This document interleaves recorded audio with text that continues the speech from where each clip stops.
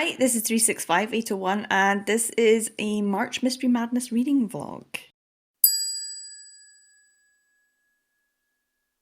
Filming this with my other phone. I have two phones, so the quality might not be the best. Sorry about that. But that's just so I can show you, because this is the phone I use the most of the time, what I'm going to read for this reading vlog, which is an audiobook. It's an anthology called Footsteps in the Dark. And it is a male romance, male mystery romance anthology with quite a few people writing in it.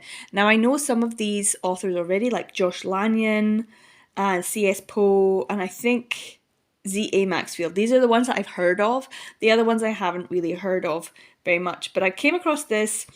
It's already into March. It was a couple of days in and I was just like, you know what, I just don't know what I want to read. I want to read some of the stuff I have on my shelves, but I'm just not in the mood for a straight normal everyday mystery. I want to read male romance. I want to read that, but I want it with mystery. So I just put into my Audible, and this is one that I can read for free, and it's 29 hours long, and I thought, well, that's perfect. I'll read this throughout the month of March. So I've already finished the first novella. Now, if I go along to here, we've got the Goodreads thing, so I can say that I've already started reading it. I'm about 27, apparently, according to the audiobook, I'm about 27% of the way in, because that first one was quite a long one. Although I listened to it at like 1.5 times speed. So the first one I read was Entree to Murder. After a steady diet of big city trouble, Chef Drew Allison moved to the island town of Orcaslow. I think it's pronounced slow, to get a taste of life in the slow lane. I'm guessing that's the slow. But hometown hospitality goes stale when he finds a dead body in the basement of his own Eelglass cafe. So this was by Nicole Kimberling. And someone did a really great breakdown of all of the different ones. So this person here, if I go to read more, they've got all of their little reviews of each of the short stories, which I find really interesting, and that's quite useful as well. So yeah, this is a really interesting story. I enjoyed it actually. Drew, the main character, who is like amateur sleuthing, and even when it's very cozy, and I was 100% down for it. It felt very good. He gets introduced to the small town cop, Big Mac, who he's obviously kind of attracted to, but also was a bit disparaging about when he first met. So I didn't particularly enjoy Drew's character when he was first introduced. But then you get to know why he's that way, and you kind of see a bit more of his character and breakdown and the reasons behind it. And he just kind of doesn't necessarily amateur sleuth because he wants to. It's because he just happens to be talking to the people who need to be talked to find out the information that needs to be found out. And he just ends up not necessarily inserting himself into the investigation, but because he becomes a suspect. But I actually really loved the interactions between him and Big Mac. I thought they were really great. I enjoyed that a lot. And when it got to the end, did I see it coming? Well, yes. Like within 5 minutes of listening to the audiobook, I was like, oh, so that's the guy who did it. And I haven't even found the murder, victim yet. It was kind of, for me, that's like, okay, red flag. I'm really good at Midsummer Murders. I'm really good at cozy mysteries. But I didn't see some of the twists. Well, I kind of knew that they were going to play, like, it's like, oh, well, there's the red flags straight away. They're going to come into play at the end. But I still was pleasantly surprised by all. And that's what makes it a good mystery. Because I was like, I didn't know that that's what it was going to be, or that's why, that kind of thing. But I really enjoyed it. It felt really compact and perfectly formed. So I really enjoyed this one by Nicole Kimberling, which makes me really happy because this is a first time reading this author, and I'm really looking forward to finding some more mystery romance by her, and finding some more ones.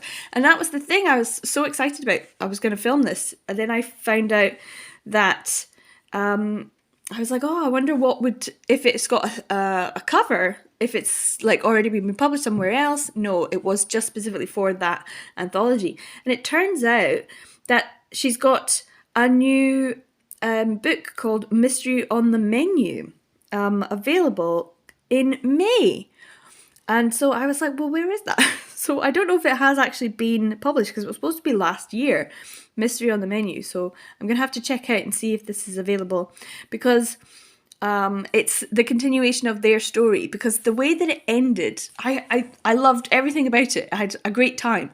But it just suddenly ended, and I was like, oh, I want more.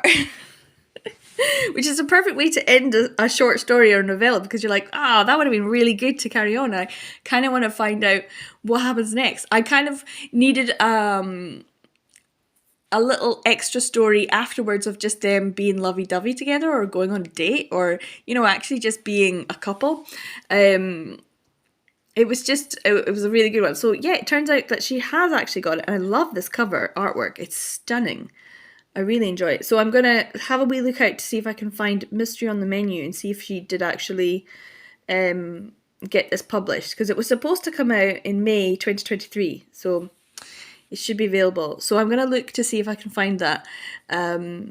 Maybe read it in this vlog. We'll see.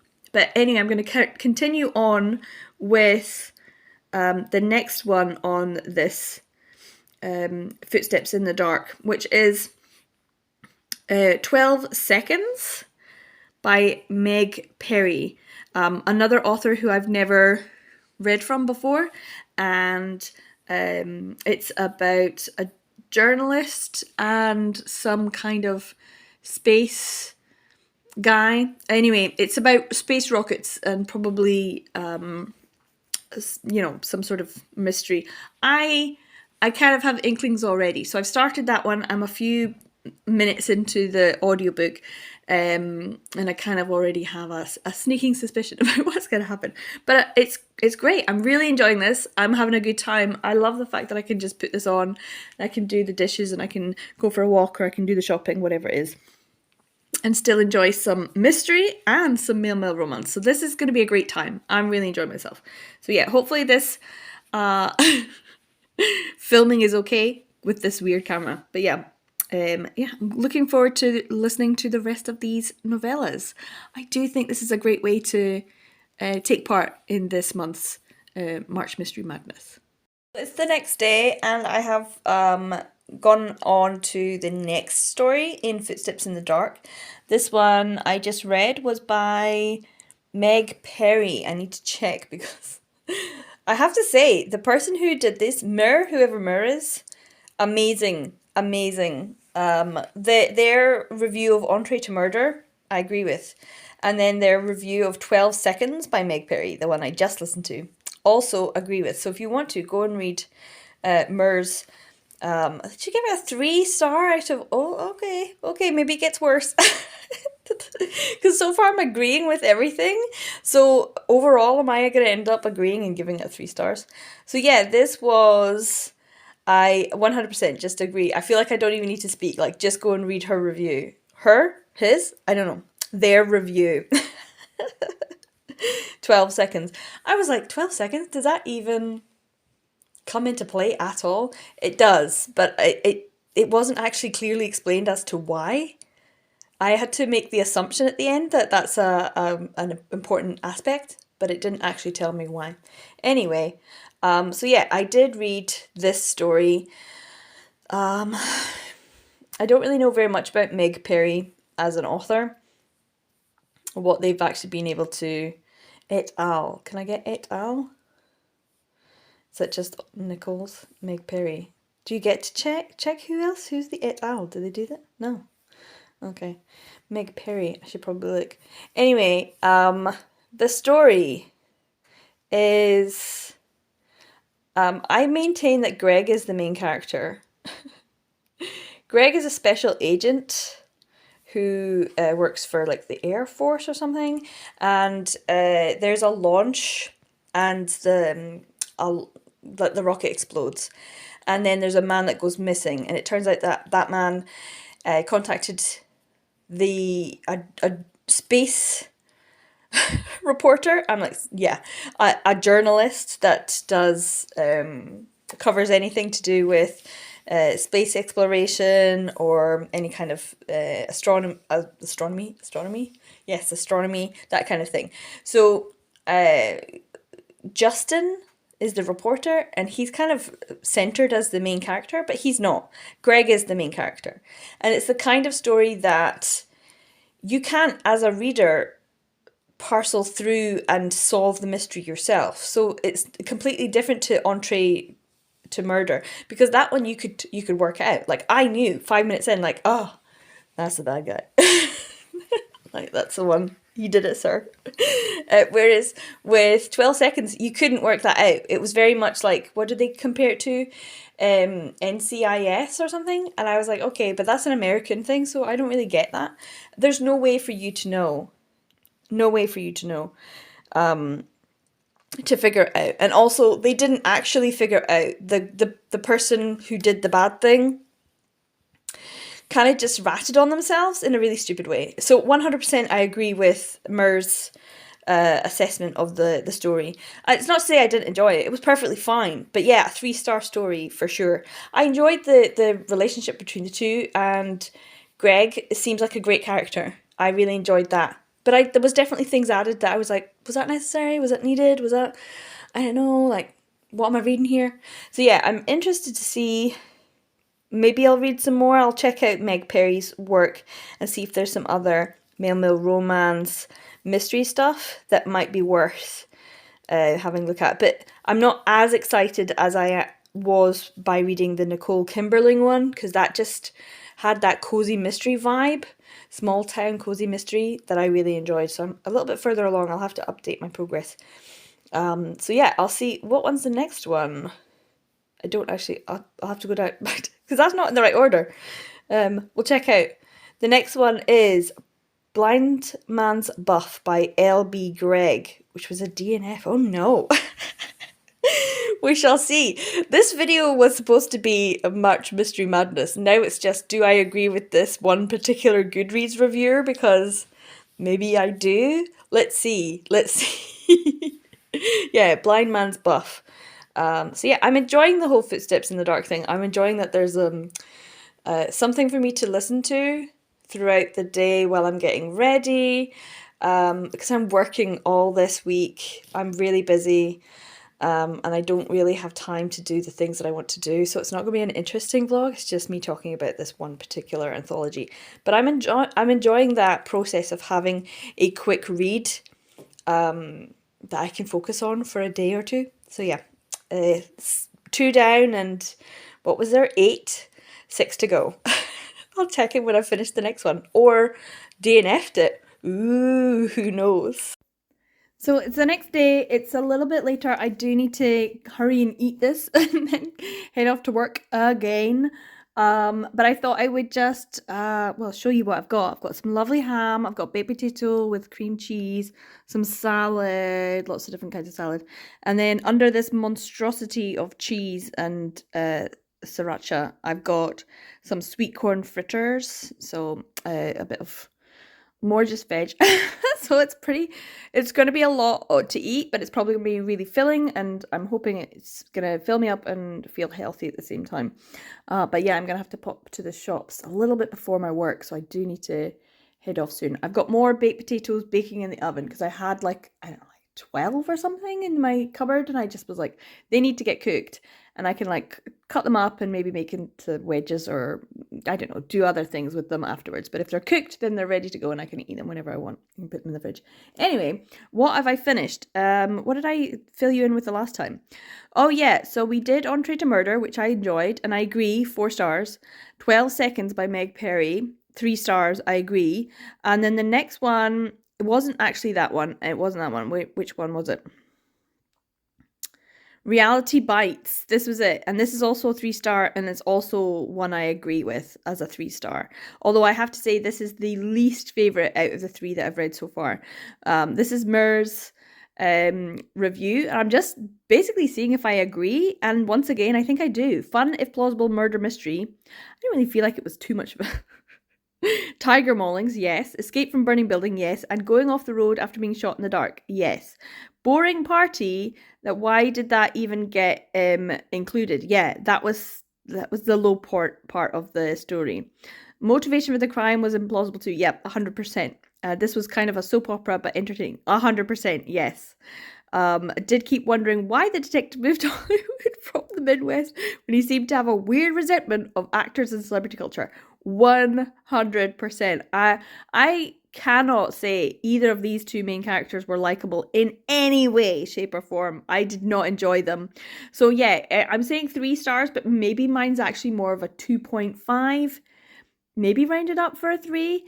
SC Win, I'm wondering what kind of books they write. I'm less inclined to search out their stories compared to who did we have? Meg Perry and Nicole Kimberling. So far, Nicole Kimberling is definitely the winner of these 3.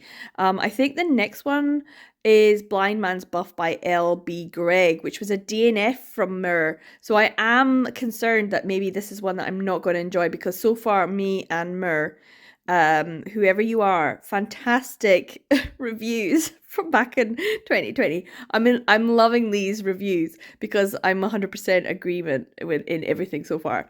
Yeah, so maybe I will end up DNFing it. I don't know how much I'm going to get done because it's already it's getting late, and I'm going to have about 20 minutes to eat this before I have to head out the door and go to work. So yeah, it is what it is. So I'm gonna have a bit more. I did actually end up listening to maybe 4 chapters, but it was when I was asleep. So when I woke up and switched on I was like, oh, I listened to a couple of those chapters with my headphones on last night before I went to bed, and do not remember any of it. So I will have to restart from the beginning. Blind Man's Buff. Bluff? Bluff. No, but Blind Man's Buff? Is that what it is?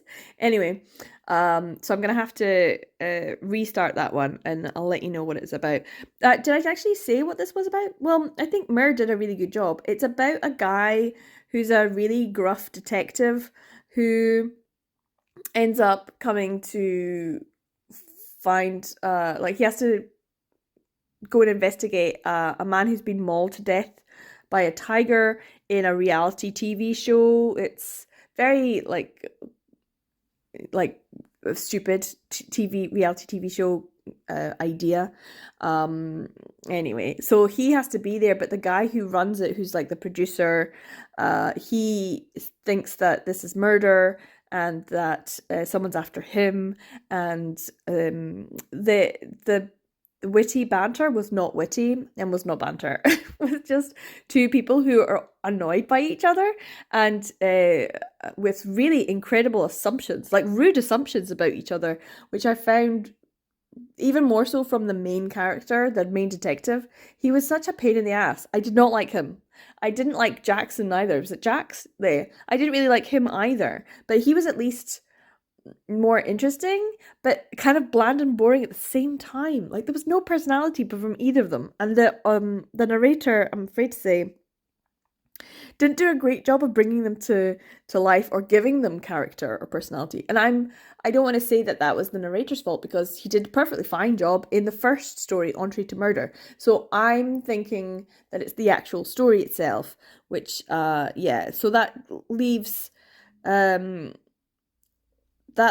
SC Win at the bottom of the pile at the moment for possible authors to pursue in the future, which is a bit of a shame. But we will see how the rest of it goes. Right, I'm going to eat this while it's still warm. And I'll check in with you probably tomorrow or maybe the next day when I've read a bit more. Right, it is the next day. I've got some lovely, it's like lemon chicken, I don't know, Parmesan.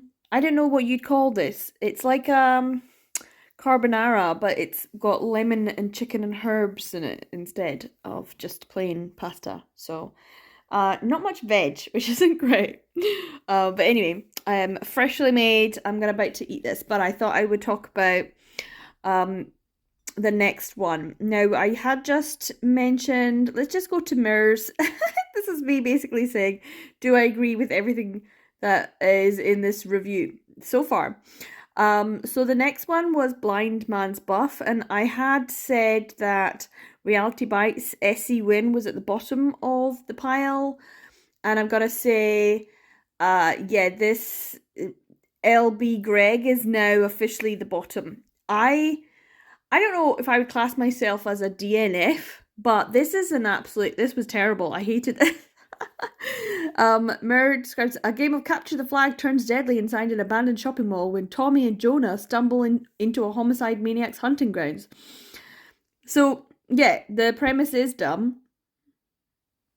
And it was a nope from me as well, pretty much. I was bored and I did not like the way the characters were being portrayed either. So I agree with everything once again.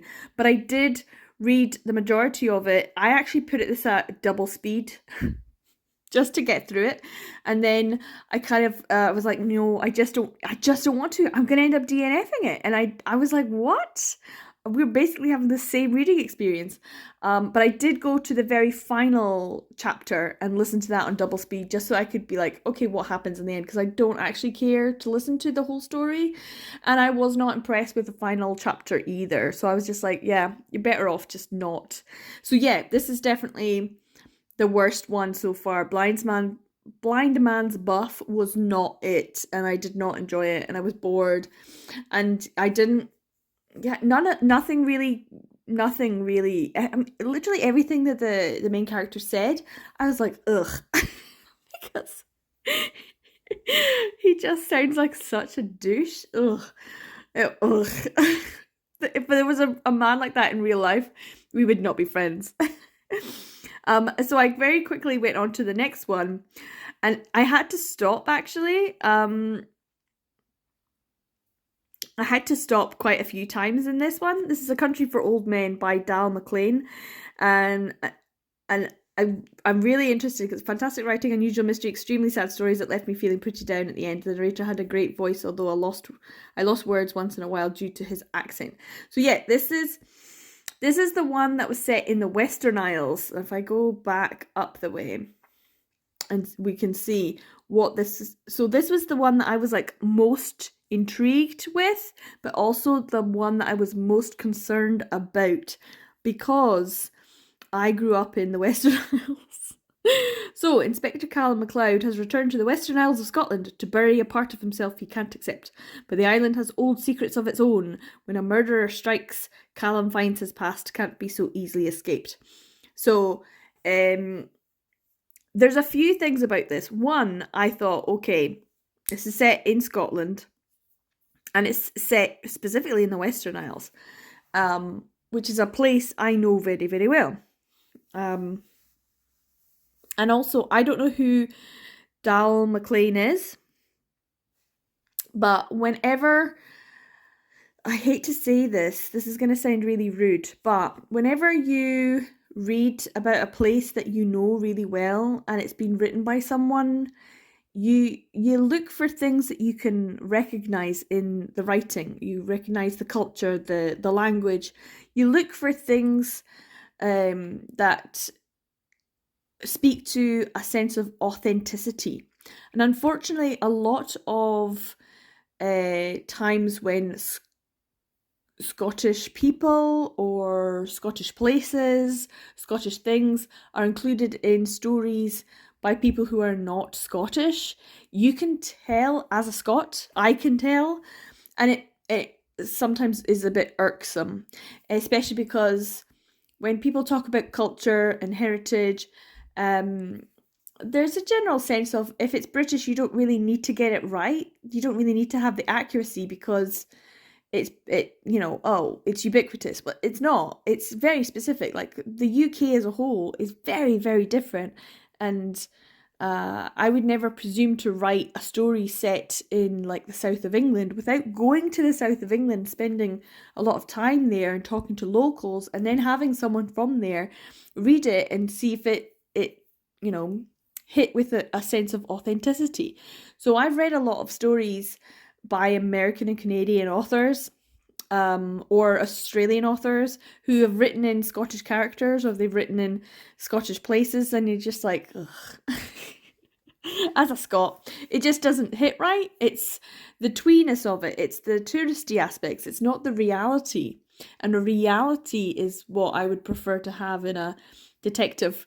Even if it's, a murder detective and it's a cozy mystery, whatever, that's fine. But I want a sense of authenticity from somewhere that is not only set in Scotland, but is also set in the Western Isles where I grew up. So when I started reading it, and I was very concerned about whoever this Dal McLean is, because Dal does not sound like an authentic Western Isles name. So I'm wondering if it's short for something, or who this person was.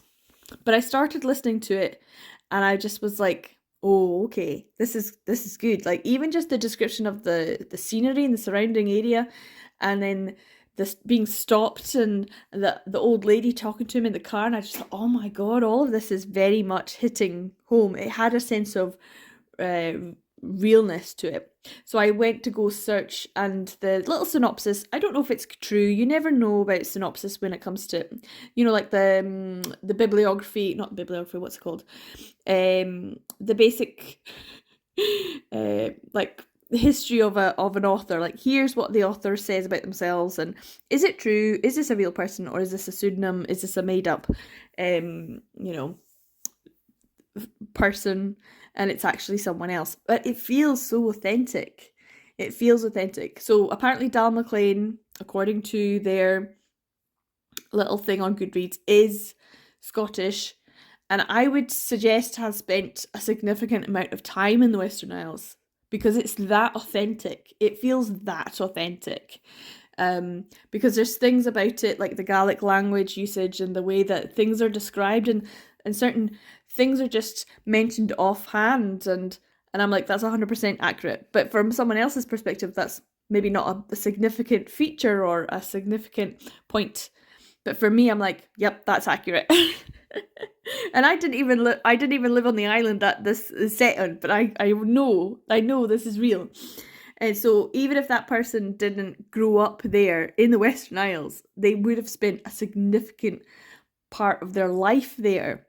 Whether it would be, living a year there whilst studying, or whether it's spending all of their summers there visiting family, 100%, this felt authentic and real and accurate. And there's a part of the story, like every time something would happen, I'd be like, oh, I kept making these noises, like, oh, because it was so real. And then there's a part where there's like a historical story tied in, woven through this this modern murder mystery. And as soon as one of the narrator of this historical story, little snippets, mentioned the Isle Air, and I just went, ugh. Because it's a story that if you're from the Western Isles, if you're from the Western Isles, you know this story. It's a very, very important one. It's more important for Lewis and Harris, but and if you've studied Ian Crichton Smith, then you know and understand the Isle Air. If you've he wrote a poem about it, and it's one that we study for like our higher English, and it's utterly devastating. And I don't want to talk about it because it might spoil some things, but as soon as that name was mentioned, I was like, oh no, tragedy. Oh, so yeah, there's things like that, but also the way that a whole procedural detective on an island, all of this so far, because I'm still reading it, listening to it, it just really smacks of Shetland. And Shetland's another island group. If you don't know, in Scotland, we've got the Western Isles, we've got Orkney, and we've got Shetland. And these are the three main island groups. And Shetland has been adapted from a series of books, murder mystery books, into a TV show adaptation. So it's become a really big popular series, and I started watching the new series with my sisters in, I think it was like November time, and then I went back to rewatch them, and I managed to get to like season 4, which is kind of where I stopped the first time. So I need to watch like season 4 through to season, I think it's season 7. So I still need to do that. And it made me want to just go back and start watching it again. So yeah, this A Country for Old Men is top tier so far in terms of like literary merit, as well as just a really great British procedural. But settings wise, it's like watching an episode of Shetland. I can hear the Shetland theme tune in the background. This would be perfect. This would be perfect for a Shetland episode. So I might watch a bit of Shetland this evening. It's a bit of murder mystery, so you know it's a really good one. On my way home from work, I did get some ice cream. It was really good fun, and I'm feeling like maybe the dairy is hitting. So I might need to curl up on the sofa. I've got work again tomorrow, work today, work yesterday, work the next day after tomorrow. It's just like work, work, work, work, work, work, work, work. I probably shouldn't. I'm so tired, but I really want to just curl up with the heating on and watch some murder mystery as well. But I do want to finish this first. So I'm going to have my dinner and continue listening to it. I've got a little bit of work and things like that I brought home that I need to get finished. So, it's getting late. We're going to see. But if I finish this, I might just stop listening for this evening and save the rest for tomorrow or the next day, and then maybe just watch a bit of Shetland instead. So yeah, I'm really looking forward to it. I'm intrigued as to what's the mystery and how it's going to be solved. I have some thoughts about who it might be, so we shall see. I will report back whether or not I was correct, because this is the kind of story I can try and kind of piece together, and I think I suspect someone anyway. I suspect someone. We'll see if I'm right, and I'll enjoy this while I'm listening. So, it's quite a bit later. I've had a bath. I needed to just kind of take some time to think about the end of that story. I've got a cannoli. This is what I got when I got the gelato earlier, the lovely ice cream. But I have never had a cannoli before. So I got pistachio and lemon cannoli. So I'm going to try them. I've also got a chocolate orange cake, and some tea. But this is what I'm talking about. I'm going to watch a bit of The Proposal, actually. I thought I would watch some Shetland, but I feel like I need to just have a bit of emotional time off from that story. Country for Old Men, was that what it was called? A Country for Old Men. Oh, so 100% the author, it must be from 100% from Scotland, but also from that area. It's too accurate for them not to have spent a significant portion of time and understand that culture so well. And the references they make throughout that are just passing references that you get if you're from there. And so even though I have been saying that me and Mur have been getting the same, I think Mur gave this a 4-star. Let's have a look, see. A 4-star. Fantastic writing, unusual mystery, extremely sad stories that left me feeling pretty down at the end. Yeah, so I needed this time off. The narrator had a great voice, although I lost words once in a while due to his accent. Well, that's very true, because he does speak a lot of Gaelic. His Gaelic's not the best accent, and the Stornoway lilt is not quite right. It's a little more sing-songy. You have to use the word macaroni to get into the accent. Macaroni, and you add a little pause in there. Kimera how hagemat apelive. It's very much like a sing-songy kind of voice. You're very chuchtery. I as much as Joel Leslie does a great job, I think he does. It's very difficult to do some of the voices if they're all from Stornoway or Lewis and Harris. Villigidi, cup of tea, things like that. But it was a very, very good effort, I have to say. So yeah, in terms of the performance, I thought that was really good. In terms of the story, the mystery, I guessed one part of it, but I didn't guess the other part. So I'm really happy about that because it was like a good murder mystery. I could see some things happening, and I'm glad that I was able to guess that, but I didn't guess everything, which was good because I like that about a mystery. But then I do have to, this is why I have to sit with my feelings. The whole sad part of the pretty down at the end. It's down, but there's also like a joyfulness to it. So it was kind of sad but also uplifting because once you've got the murder mystery solved, there's a whole little extra bit that deals with the historical side, the little snippets I was seeing, that there's a historical, like, how is it connected to the present, and when we explore that connection, is when I just burst into tears. I was like, and just sobbed because it was just so emotional and so affecting. And I feel like that's something that some people might feel, but that because I'm from there, I probably feel it more because it feels very real. It feels like a lived experience for me. And even though, like, the historical side of it, it was beautiful. It was beautiful and it was heartbreaking.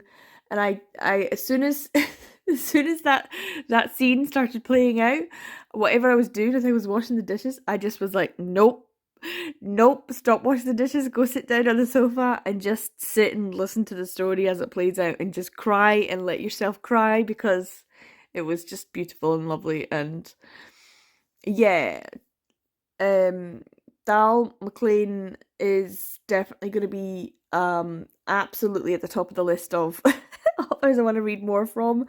And I know that they've got a trilogy that is just so happens to also be on Audible, so I'll be able to listen to those 3 if I want to as part of the Audible subscription.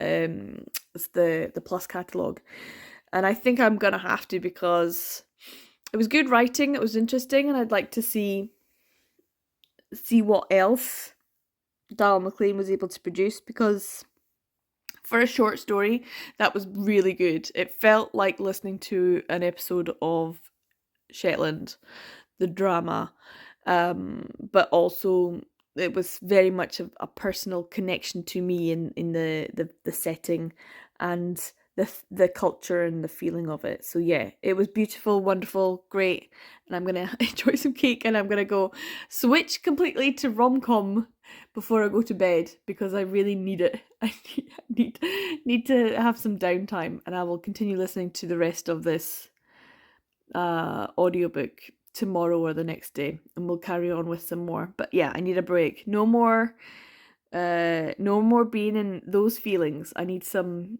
rom-com, and I'm going to watch The Proposal, even though I've seen it a million times. I know it's going to help me. And I'm going to try this. I'm going to try this one just now, though. This is the pistachio one. Oh, it's quite soft there.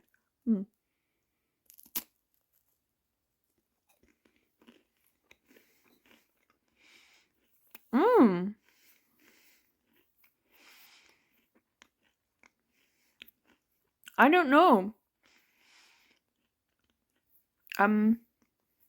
It's quite sweet.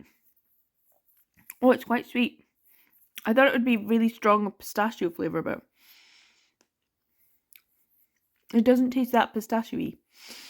Maybe the lemon will be, but that's really that's really quite sweet. Yeah, I'm definitely gonna need my tea. Anyway, gonna enjoy The Proposal. I will check in when I've read a little bit more and I'm less in my feelings. Although I'm really enjoying this. I love being in my feelings.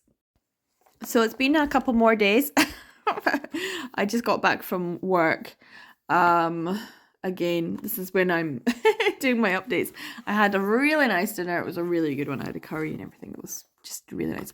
And I picked up these for dead cheap at the Co-op on the way home. Magnum Bites with classic almond and white chocolate. I've already had a white one. I literally had it as soon as I got in the door. I was like, this looks nice. And then I started making my dinner.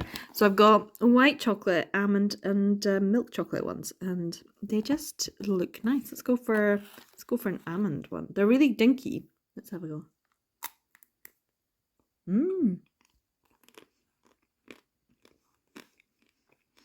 Nice. If you like Magnum, you'll like these. And I got them for a steal. I think they were like 70p for the box. So that's quite good. I thought I would update you on the latest little novella short story, which was Pepper the Crime Lab. So it's about a Labrador that's called Pepper. So that's why it was called Pepper the Crime Lab. Because the dog was a witness to the crime. And it wasn't great. It wasn't my favourite. It was only okay. I knew who the bad guy was, or who the who done it. I already knew the who pretty much like second chapter. It was instant. Oh, it's him.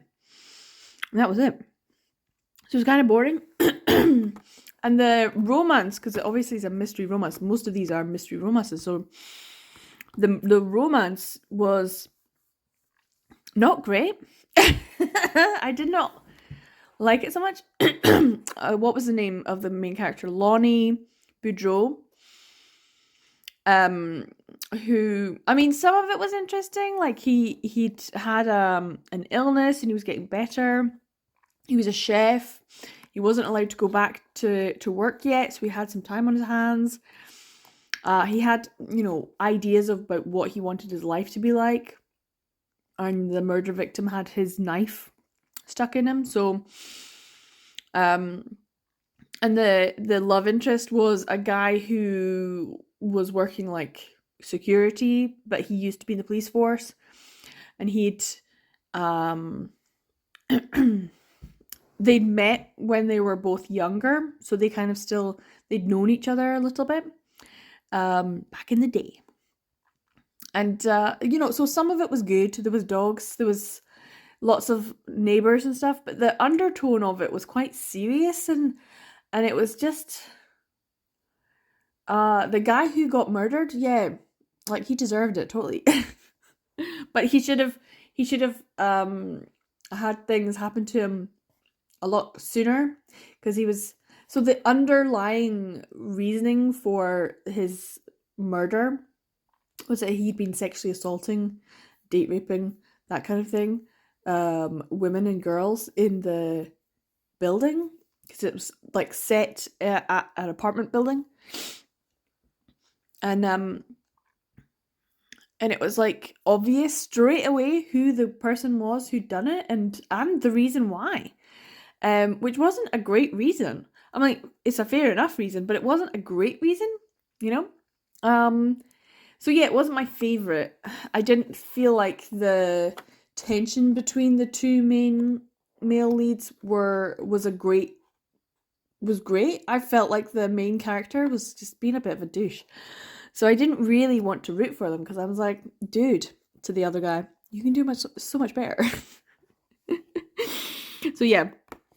I am now listening to the second to last one. This is a C.S. Poe one, which is the first C.S. Poe I've actually read, because I've seen a lot of C.S. Poe works, the Madison Square Murders series, and I'm like, ooh, that looks like something I might want to read. So I'm intrigued about this one. It's called Lights, Camera, Murder, and it's about a PI, a private investigator, who goes on to the set of a movie or a TV series to try and find a script that has been stolen. And then murder ensues, and there's pretty boys and all that kind of stuff. I'm not loving it, but I am enjoying it enough that it's okay, but I can't say it's great. It's not. It's of a certain level. It's definitely not 5 stars, but it's okay so far. But I feel like it's going to end pretty soon, so I'm near the end of it. So I might have a couple more of these, like maybe a white one, and a milk chocolate one. There, I had one, and I put the rest away. I've also been editing videos and uploading them onto Patreon. I've got one right now. I thought I would maybe get it done earlier today before work, but it took ages to export. So now it's getting uploaded. So I feel like I'm getting back into normal life. I do have one more. There's a bag right there.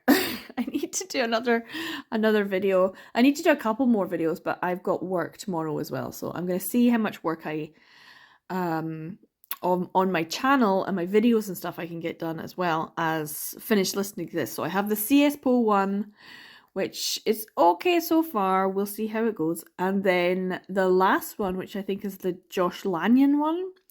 And I have read one other Josh Lanyon. Josh Lanyon's like the big mystery male name on this anthology. So I'm intrigued because Mir, who's been doing their recommendations and their reviews and things, actually DNF the Josh Lanyon one. So I'm intrigued as to whether or not I will agree. But I will finish this one right now, which is Lights, Camera, Murder. It should be, I think I'm close to finishing it, so yeah. Anyway, I'm gonna enjoy these little dinky dots. Bites! And yeah, I'll check in with you probably tomorrow, maybe the next day. We'll see how much I get done of more of these. It's a really boring vlog. This looks pretty ridiculous. I'm really tired, so I'm gonna go to bed soon as well.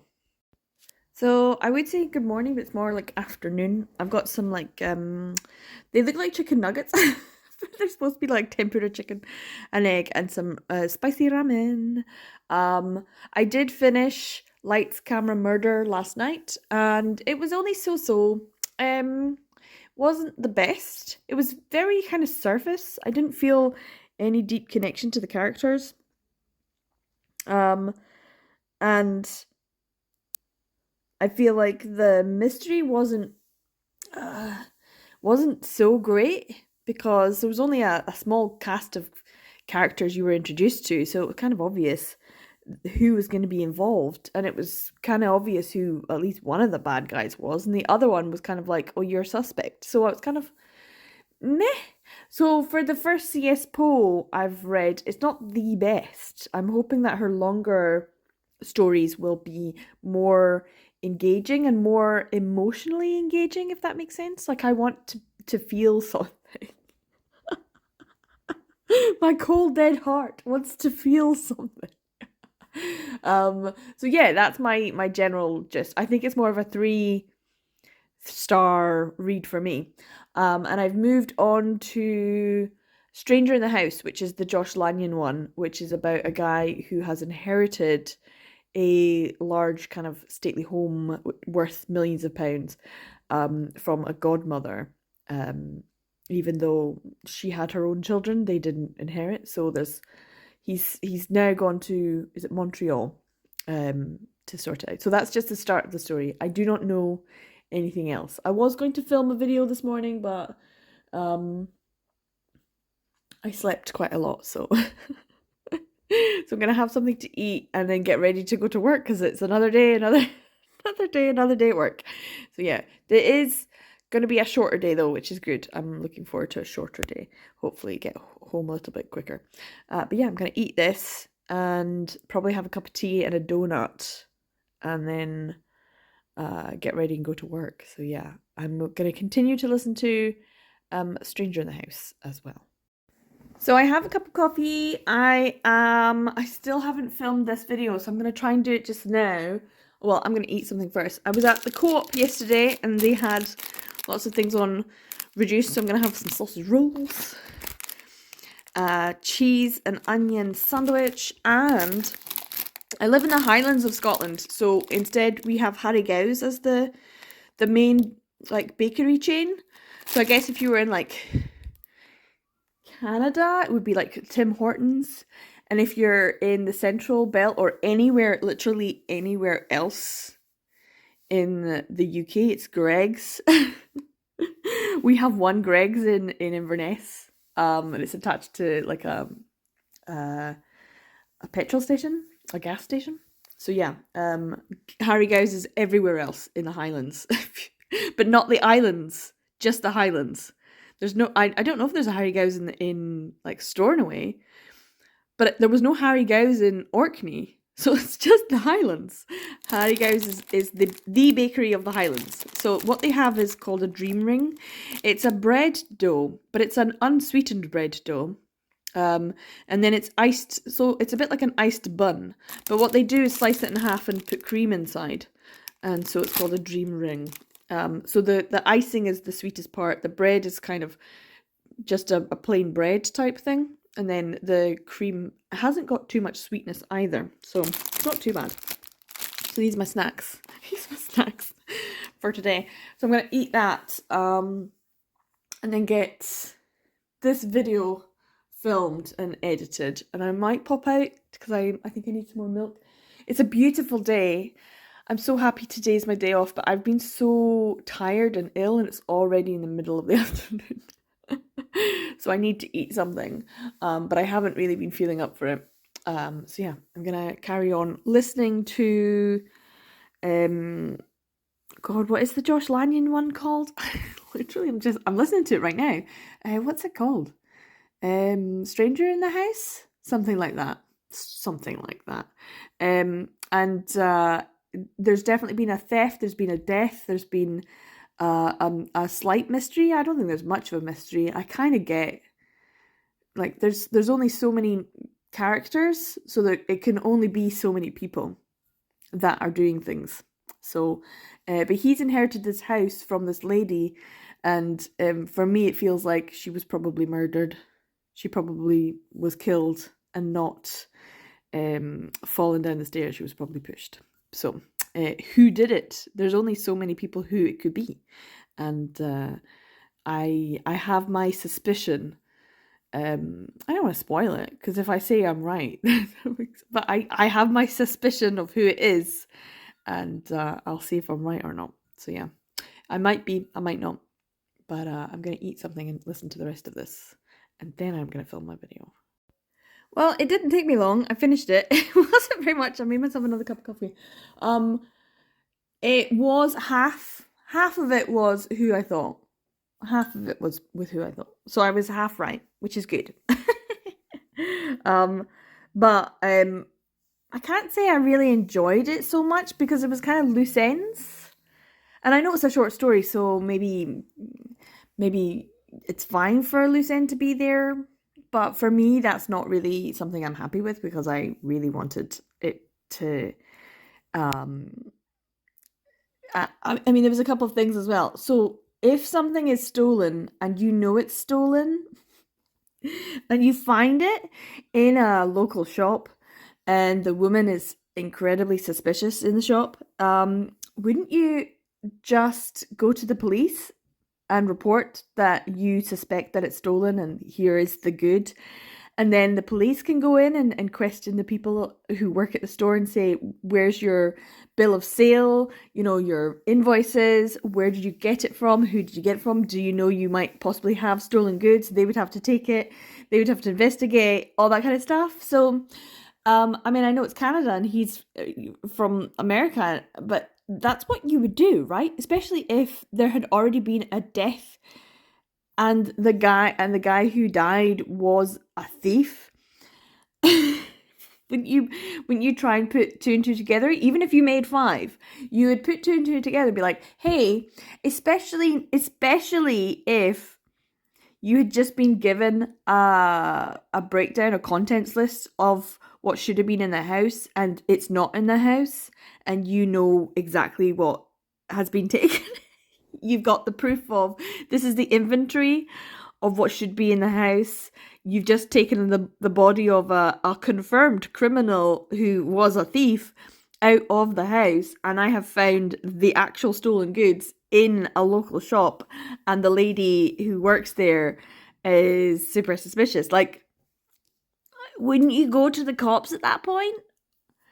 Even if you were to phone the brother and be like, hey, here's what's the deal, what do you think? Surely one of them would have the sense to go to the police. when there's a murder mystery or any of that kind of stuff, and it's like it's not a procedural from the police's point of view, I I sometimes question the choices made. Sometimes it's like, yeah, that's the right choice, but otherwise it's like, why would you do that? Why would you approach the woman in the shop who's obviously dealing in stolen goods and is so suspicious that you are 100% aware that she is aware that she's dealing in stolen goods? That you're like 100, that like the alarm bells are going off. What, you would not talk to her so that she's on the phone to the person who's getting the stolen goods from the place that you've just inherited. You would be like, don't tip her off, because that means the other person who's the thief from the house is tipped off too. You would want the element of surprise. Oh my god. So that was really stupid. And at the end, that was not addressed. She was never addressed. The proprietress of this stolen goods store was not mentioned again. Never mentioned again. And I was like, no, that's a loose fucking end. Deal with it. I want to know she was arrested too, because she knew she was dealing with stolen goods. That's a criminal offence. So, yeah, that was kind of a bit of annoying. For me, I'm like, well, she's a criminal, you know that. We all know that. Why is no one addressing that? Anyway, that was one thing that I wasn't too happy with. The other thing was the romance. I was like, I don't see it. Like, one, and the last line, I was like, God damn it, because it was in French, and I was like, oh God, I'm gonna have to go back and listen to, because I had a vague idea. I was like, wait a minute, doesn't it just mean like it couldn't be helped? I was like, that doesn't make sense. So I didn't really like it. It's the kind of thing, because in Japanese they have a phrase as well, like shogunai ne, which just means nothing can be done, can't be helped, that kind of thing. And it's like, no, I hate that phrase, because there's always something that can be done. You can always do something. You can always, therapy is the answer. Whatever it is. But this was in a question to a choice that the main character made due to the influence of someone else that he resented making. It was like, you're the one that made that choice. So it was just, and I didn't really feel the love, and the fact that they were talking about love on the last page, and it was like, hold on, it's been 4 days, dude. You fucked. That's it. You're just drunk on the D. No. So Josh Lanyon's one was frustrating. I mean, I enjoyed it. In terms of the writing style, very much enjoyed. In terms of the way that the world was built, the settings were well described, the people were well described. Everything about it was very competently done. It was incredibly competent. And I didn't hate the main character, because that's something that I'm like really annoyed at a lot of main characters. I'm gruff and I don't, no. You have to have some sort of redeeming feature. And he had a redeeming feature, but the love interest, I didn't see the affection or even like sexual attraction. I didn't feel any of that. So it's like when they decided to fuck, it was like an actual conversation. It felt devoid of any lust or true desire. And as someone who's asexual, it kind of felt like the kind of conversation, like, oh, we're gonna fuck, okay then. It definitely felt like that. I was like, all right then. I don't know how I feel about it, but in terms of this last one, because that's me finished. I finished it. It was okay. I'm glad I did this for 15 days. I don't know if I'm going to be able to have any chance to read any more mysteries for this month. Maybe I'll do some manga. because I did it last year. I did a vlog for Futekia mysteries, and there should be some more mysteries on Futekia, so maybe I'll do another vlog. But this vlog is probably long enough because each clip is probably around 7 minutes, so it's going to be a long one. So I'm going to stop this vlog here, which has been a really boring vlog for anyone watching. Sorry, but I've enjoyed listening to Footsteps in the Dark by all the different authors, and I've definitely found an author that I'd like to read from again. My absolute favourite was, without a doubt, A Country for Old Men, which I looked up the phrase "No Country for Old Men," and it's from a poem from like the turn of the century, and I really enjoyed the meaning of that poem as well. That story was particularly written for me. And I would love to meet the author, because for me the author is most likely Scottish, most likely, if not from the Western Isles, has spent a majority time, like every summer there, you know, that kind of thing. Like we'll go and visit Granny, who lives up in Lewis, that kind of thing. So if they're not from there, family's from there, because there's no way that they could have written that with the level of detail and knowledge and be someone from another country. They'd have to have been Scottish, and they'd have to have had a connection to the islands. And so for me, having my own connection to the islands, it's like that was 100% written for me. A male romance murder mystery set in the Western Isles with that level of emotion that just hit. So yeah, this was worth it just for that short story. If you would like to, if you've got the Audible, listen to just those chapters for A Country for Old Men. It's the very definition of listening to an episode of Shetland. It's the same kind of thing, procedural and wonderfully emotional, and you know, an underlying story that's there that says more about something else. Yeah, I just loved it. It was perfect. But it was perfect for me. So it won't be perfect for everyone, but it's, for me, it's a perfect story. The writing was beautiful. The characters were great. I enjoyed it a lot. So yeah, this was definitely worth it just for that short story and for introducing me to that author. And I'm gonna look out for it. Was it Dal McLean? Yeah. So I'm gonna look out their work. I think they've got a trilogy of a procedural set in London that I can read, and it's all on Audible as well, so I can listen to it. So I'm going to try and see if I can do that this year. I'm going to add it to my TBR for 2024.